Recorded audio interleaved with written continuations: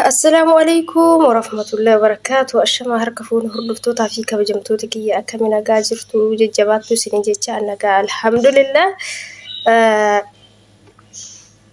هرمي قافلي لماوي قنا مالي osoo hojii seenimee gaafii kan isin deebisa jedheeti ijoollee kiyya obboleeyyan lamaawwii kana gaafatan jechuudha.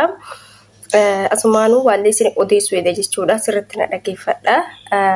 Waan isin odeessullee waa'ee makeenya jechuudha. Nama seetanii gaafiin obboleettii kiyyaa tokko obboleettiin kiyya tokko jette. Obboleettiin kiyya takka waggaa tokko jettee jirti. Garuu namtittiin isii birrii ji'a sadii qofa kenniteefi jetti. Birrii ji'a sadii qofa kenniteefi kana booda yoo birrii na gaafatte sin dhiisu jettee lubbuu isii irraa miidhaa ga'uuf geessisuuf akka itti dhaadattedha. Ana obboleeyyan kiyya maas seetanii obboleettii kiyya atamoonni gochuu qabdu eega akkas ta'e. Egaa akkasitti yoo ati natti dubbattee kanas godha jettee erga dhaadannoo itti dhiyeessite jechuudha. Yeroo baay'ee isaan waan jedhanis akkuma qaldiitiin waa dubbatan.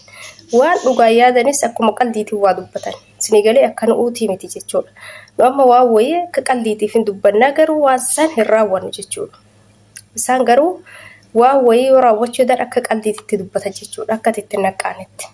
Kanaaf obboleettii kiyya atama karaa ati gargaaruu dandeettuun isiinis achi mana isiisan keessa teettee isii wal mormuu osoo hin ta'in. Isaan birrii amma birrii micatti namitti karaarra jiru birrii ji'a sagaliiti jechuudha. Ka ji'a sadii kenniteef birrii ji'a sagalii tura jira jechuudha. Innaa birrii ji'a sagalii kanaa miti birri ji'a tokkootu kennuuf hagam akka isaan dhiphatan, hagam akka isaan cinqaman, hagam akka isaan si azzaban ni argita. Birrii hagana mataa isaanii irratti tuulame kana. Kanaaf yeroo baay'ee kan isin jedhu jechuudha. Ji'a lama ji'a sadi geettee taanaan akka isin kennine beekaa. Yookaan gara biiroo bilbiladhaa, gara biiroo deemaa. Yookaayyuu akka isin kennitu gaafadhaatti deddeebi'a. Sad isin kennine taanaan furmaata keessan laalladhaan isin jedhu obboleeyyan kiyya. Maaliif bilaash isin dalasiisanii booda birrii kan isin kenna jechuudha. Amma ijoollee baay'ee yoo argatanii isin jettan ijoollee waggaa meeqa birrii isaanii dhorgatanii gama seeraatiin ka gaafatantu jira jechuudha. Namni gaafa ofii isaanii ta'e odoo hin ta'in amma micattiin kunillee akkuma isaan isii wajjin wal mormu odoo hin taane yookaan waa biraa isii rakkoo biraa irraan gahuu dandeessi jechuudha. Isin galee biibbooftee rakkoo biraa irraan gahuu dandeessi jechuudha. Maallaqa kana hunda akkamitti kafala ka jedhu. Birriin isaan irratti guddatte isaan birrii hin kafalan. Ka ji'a tokkootu kafaluun hagam akka itti ulfaatu ni beektan. Birrii ji'a haganaa dhiisaati. Innaa kanaaf obboleettii kee ati maal gochuufi qabda eegasiin isiin dubbachuu hin dandeettu jettee maal goota seetee ati immoo kunoo miidiyaa irratti ijoollee baay'ee gargaaraa jiranii warra afaan Amaariffaa dubbatus haa ta'u warra afaan Oromoffaa dubbatus haa ta'u warra foloo gurdaa qaban argaa jirtan warra ijoollee baay'ee gargaaranii maallaqa waggaa 14 warra waggaa 14 guutuu nama waggaa 14 guutuu ukkaanfamee maallaqa malee damooza malee bilbila malee isaanii dalagaa ture iyyuu gizee hadhaa kana miidiyaan katolee kunoo gargaaraa jira jechuudha. Ijoollee waggaa 4 waggaa 8 maallaqa isaanii dhorgatanii akkanuma walirratti kuusanii jechuudha. Kanaaf maallaqa walirratti hin kuusinaan isin jedha isaan biratti. Isin jedha obboleeyyan kiyyaa amma obboleettii kiyya ati gargaaruu qabda isin jedha nama si gargaaruu danda'u. Ati dubbiftee fi akkana jetteeni isii bira doonga'een qaxxitaa eega bilbila isii qabaattee gama saniin isiin bilbila warra sadii yoo beekte kennamuufi danda'a jechuudha maallaqni isiin. Kanaaf obboleeyyan kiyya yeroo baay'ee sodaatinaan isin jedha namoota nama gargaaran dubbisa yeroo baay'ee jechuudha. Isaanii wal mormuu irra nama dubbifadhaan isin jedha. Kanaaf sirrii miti isaan wajjin isinii waliin wal mormuu hin barbaachisu. Isin galee karaa isin hin beekne isin miidhaan jechuudha. Kanaaf obboleettiin kiyya tokko immoo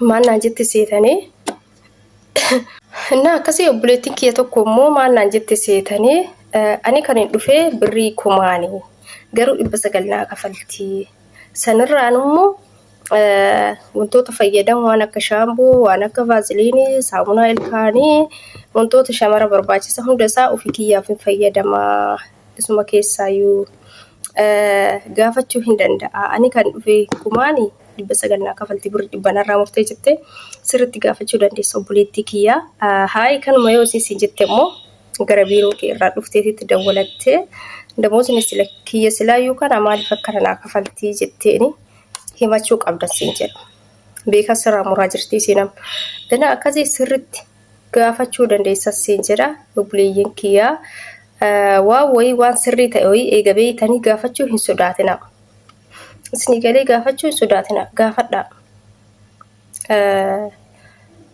dhukkuba himatan dawaa argatanii jedhanii mire kanaaf isinis waan gaafii isinitti ta'e wanti kun akkamitti ta'e waan akkasii gaafachuu qabdan damooza keessan gizee dabarsaa ji'a lama gayaa ka ji'a tokko qofa isinii kennaa sanuu muluu oduu isin kenneen waan akkasii sirriitti gaafachuu qabdan jechuudha sodaa tokko malee mirga keessa waan ta'eef hojii isaanii waan isaan ajajan hojjechuun dirqama keessan mana isaanii keessa jirtan waan isaan ajajan hojjechuun dirqama garuu immoo maallaqa keessan gaafachuun mirga keessan jechuudha maallaqni keessan isin jalaa hir'ate taanaan isin jalaa tursiisan taanaan daratii keessan naffaatanii koortanii boontanii sodaa tokko malee gaafachuu dandeessan jechuudha maaliif kan dhufteef hojiif miilli kee hidda aynata meeqa si baasee miilli kee kalarii meeqa si baasee dhaabataan jechuudha duydi keessi dhukkubee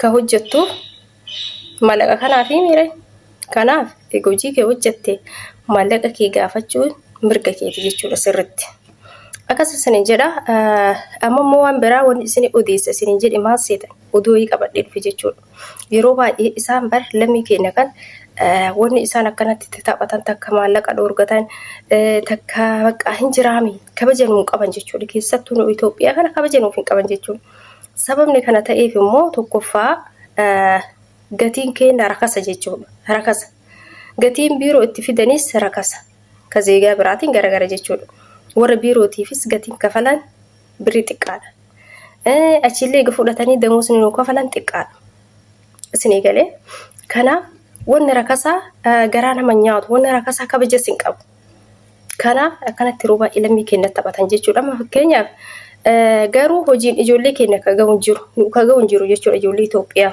akka Itoophiyaatti jechuudha ijoollee Itoophiyaachuu waanumatti garagaltu hojjetti afaan barachuufis afaan Arabiffaa kana barachuufis baay'ee faxaanyeen dafneeti baran hojii soo ta'e daa'ima guddisuu soo ta'e nyaata hojjechuu soo ta'e qulqullina soo ta'e waa hunda ijoolleen keenya waanumatti garagalan hojjetan jechuudha እና amma zeegaa biraa garuu lammii biraa jechuudha malammii Filipiinii tanii nyaata hojjechuu hin danda'an yeroo baay'ee